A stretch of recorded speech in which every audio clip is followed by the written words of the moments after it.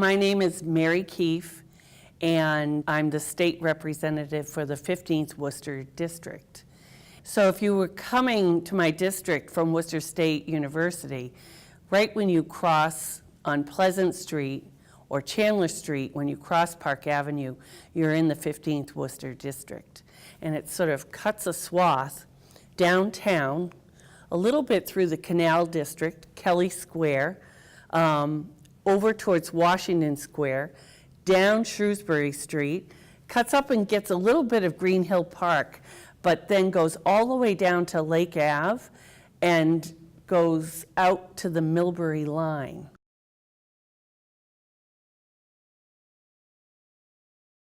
Basically, we are legislators, which means that we make the laws for the state.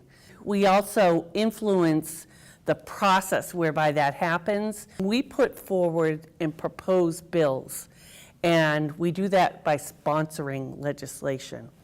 Then that legislation gets divided up and sent off to different committees. I'm on 4 different committees. I'm on public health, I'm on arts, culture, and tourism, I'm on Ways and Means, which is a new committee for me, and the last committee is Environment, Natural Resources, and Agriculture.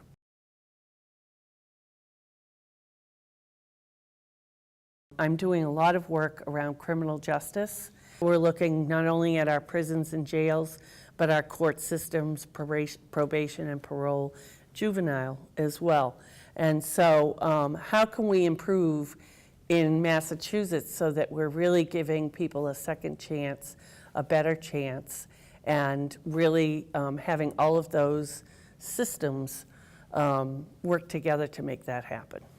I've done a lot of work, even before being elected, around youth employment. And there is state funding in the budget called YouthWorks, which is money that we subsidize employment opportunities, particularly for teens. I think it's so important for young people to have that experience, and we know that it doesn't come easy. And in some of our organizing work, we realized that Worcester really wasn't getting its fair share. Our state capital is way over on the eastern edge of the state, and so oftentimes it seems like we're very Boston-centric. So Boston was getting a good amount of money, but Worcester wasn't really getting its fair share. So we've been advocating for that before I was an elected official, and I always make that one of my priorities when we start talking about budget. I was born in Worcester, but I grew up in Sutton, which is a town about 20 minutes from here. And when I was growing up, Sutton wasn't the affluent suburban town it is now.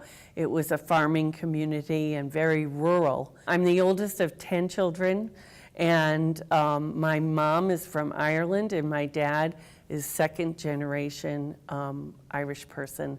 His grandparents came over from Ireland. We had a family farm. So my dad worked for Mass Electric here in the city, and we grew all our own vegetables and, had animals. We had milking cows, and it was just a really great way to work up. But it meant hard work as well. We each had our responsibilities, and we pulled together as much as we could.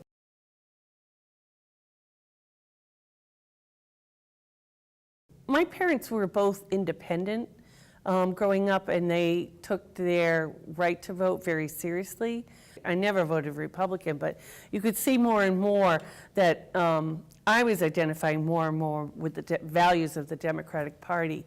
A few years back, Robert Reich was running for governor here in Massachusetts. He had been Secretary of Labor to President Clinton, I believe, and so he is a national figure. I was really inspired by his message and his commitment to grassroots kind of organizing around his campaigning. And I stepped in and got involved, and we had a group of people that went to our local ward caucus, and we got a few delegate seats at the state convention that year. And that's when I really seriously stepped in and said, okay, there's something to be had here. And when he decided to leave the race, there were so many of us that were disappointed, and we decided that we wanted to keep working on those values that we had discovered together.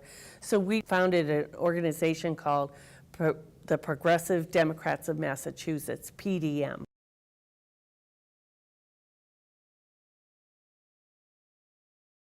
I am not a lawyer. I was an art educator and a community organizer for many years here in the city. I think for a lot of people, when I was first elected, it seemed like a fluke, you know, and people don't take you very seriously. And it wasn't until my second term when we actually were challenged again, and we were able to win again and win in a very strong way, that I think people said, all right, well, you know, it looks like Mary's here and here to stay for at least a while. That's also true being a woman in the State House, because I think right now we're somewhere between maybe close to 30%, but still we have a long ways to go. We're 51% of the population, so let's keep on working on that.